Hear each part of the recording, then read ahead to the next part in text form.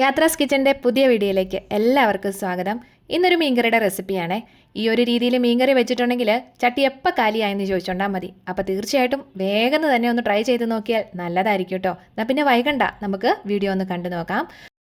ഇന്നും നമുക്ക് കിട്ടിയിരിക്കുന്നത് തെരണ്ടി മീനാണ്. അധികമൊന്നും എടുത്തിട്ടില്ല, 1/2 കിലോ മീനോളം തന്നെ ഉള്ളൂ കേട്ടോ. എല്ലാം റെഡിയാക്കി വെച്ചിട്ടുണ്ട്. ഇനിയിപ്പോൾ കുറച്ച് കുടംപുളി എടുത്തിട്ടുണ്ട്. പുളിക്കനുസരിച്ച് കുടംപുളി എടുത്തോളുക. നന്നായിട്ട് കഴുകി വൃത്തിയാക്കിയതാണ്. അതിനെ ഒരു ചട്ടിയിലേക്ക് ഇട്ട് കൊടുത്തിട്ട് ഒരു 2-3 കപ്പ് വെള്ളം കൂടെ നമുക്കതിലേക്ക് ഒഴിച്ചു കൊടുക്കാം. എന്നിട്ടുണ്ടല്ലോ ഇത് നല്ല രീതിയിലൊന്ന് തിളപ്പിച്ചെടുക്കണം. അതിനായിട്ട് ഒന്ന് റെഡിയാക്കി വെച്ചിട്ടുണ്ട്. ആ ഒരു സമയം കൊണ്ട് ഒരു കുഞ്ഞ അരപ്പും കൂടെ തയ്യാറാക്കാം. തേങ്ങ ചിരകിയത് എടുത്തിട്ടുണ്ട്. ഇത്തിരി കൂടുതലുണ്ടെങ്കിൽ നല്ലതായിരിക്കും. 1/2 കപ്പോ 1 കപ്പോ ഒക്കെ വേണമെങ്കിൽ എടുക്കാം. പിന്നെ വേണ്ടത് മുളക് പൊടി, 1 ടേബിൾ സ്പൂൺ കാശ്മീരി മുളക് പൊടി, 1 ടേബിൾ സ്പൂൺ സാദാ മുളക് പൊടി. അതൊക്കെ അങ്ങോട്ടും ഇങ്ങോട്ടും മാറ്റിയെടുത്തോളൂ കേട്ടോ.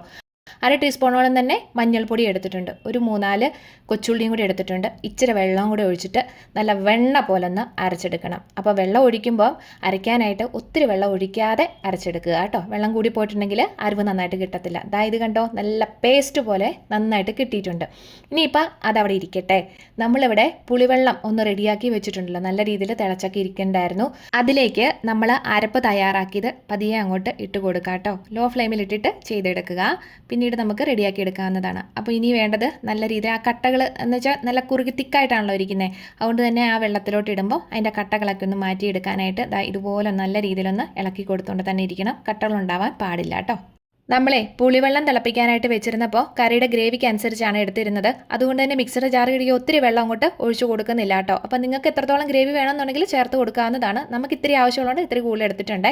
ഇനിയിപ്പോൾ പച്ചമുളക്, ഇഞ്ചി, വെളുത്തുള്ളി ഇത്രയൊക്കെ ഒന്ന് അരിഞ്ഞ് റെഡിയാക്കി വെച്ചിട്ടുണ്ട്. അപ്പോൾ ഇനി ഇതെല്ലാം കൂടെ നമുക്ക് ചട്ടിയിലേക്ക് ഇട്ട് കൊടുക്കാം. ആദ്യം തന്നെ കുറച്ച് കറിവേപ്പില ഇരിക്കട്ടെ. പിന്നെ വേണ്ടത് പച്ചമുളകാണ്. പച്ചമുളക് എരിവിനനുസരിച്ച് ചേർത്ത് കൊടുക്കാവുന്നതാണ്. ഞാനൊരു 3-4 പച്ചമുളക് നടുകനെ കീറിയതും പിന്നെ ഒരു 8-10 വെളുത്തുള്ളി അല്ലി ചതച്ചതാണ് എടുത്തിരിക്കുന്നത്. ഒരു കുഞ്ഞി കഷ്ണം ഇഞ്ചിയും ചതച്ചതാണ് ചേർത്ത് കൊടുത്തിരിക്കുന്നത്. ഇതെല്ലാം കൂടെ കൂട്ടി നന്നായിട്ടൊന്ന് ഇളക്കി യോജിപ്പിക്കാം. പിന്നെ വേണ്ടത് പുളിക്ക് അനുസരിച്ച് മാത്രം തക്കാളി ഓപ്ഷനിലാണ്, വേണമെന്നുണ്ടെങ്കിൽ ചേർത്ത് കൊടുത്തിരുന്നാലും മതിയാവും. ഒരു ചെറിയ തക്കാളി ഒരു ചെറുതായിട്ട് തന്നെ അരിഞ്ഞതാണ് ഇതിലേക്ക് ഇട്ട് കൊടുത്തിരിക്കുന്നത്. പിന്നെ വേണ്ടത് ഉപ്പ്, ആവശ്യത്തിനനുസരിച്ചുള്ള ഉപ്പും കൂടെ നമുക്കിതിലേക്ക് ചേർത്ത് കൊടുക്കാം. ഒത്തിരി ഉപ്പ് ഇപ്പോൾ ചേർത്ത് കൊടുക്കേണ്ട കാര്യമില്ല. പിന്നീട് കറിക്ക് നോക്കിയിട്ട് വേണമെന്നുണ്ടെങ്കിൽ ഉപ്പ് ചേർത്ത് കൊടുത്തായിരുന്നാലും മതിയാവും. ഇതുപോലെ കറി വെച്ചിട്ടുണ്ടെങ്കിൽ അധികം ദിവസം ഒന്നും വെക്കാൻ പറ്റത്തില്ല, ഒരു ദിവസത്തേക്കൊക്കെ പറ്റത്തുള്ളൂ. അപ്പോൾ അത് നോക്കിയും കണ്ടും ഒന്ന് ചെയ്യാനായിട്ട് മറക്കണ്ട കേട്ടോ.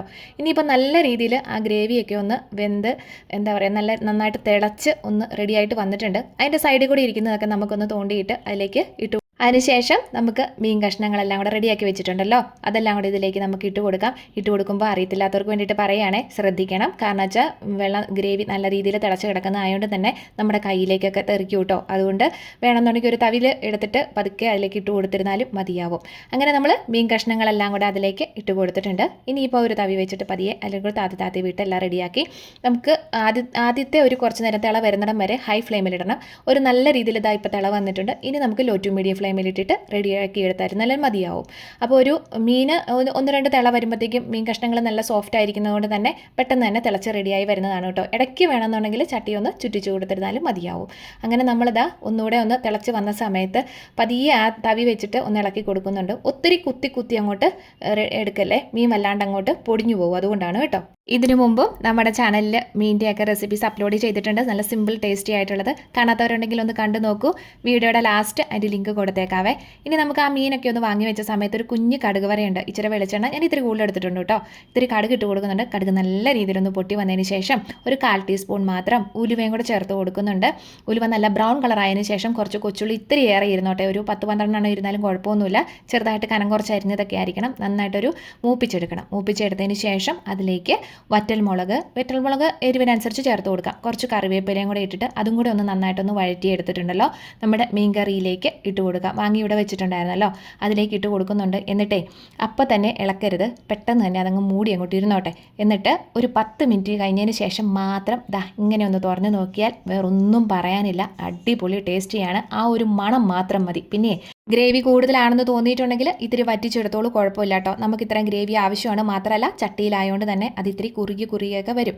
ഇതുപോലെ മീൻകറിയൊക്കെ ഉണ്ടാക്കി വെച്ചിട്ടുണ്ടെങ്കിൽ പറഞ്ഞ പോലെ തന്നെ ഒരുപാടൊന്നും ദിവസത്തേക്ക് ഇരിക്കത്തില്ല, ഒറ്റ ദിവസത്തേക്കേ ഉള്ളൂ. അതുകൊണ്ട് മീൻ വേസ്റ്റ് ആവാതിരിക്കുക. ഒരു ദിവസത്തേക്കുള്ളത് മാത്രം റെഡിയാക്കി എടുക്കുക. അപ്പോൾ വീണ്ടും കാണും വരെ ടാറ്റാ.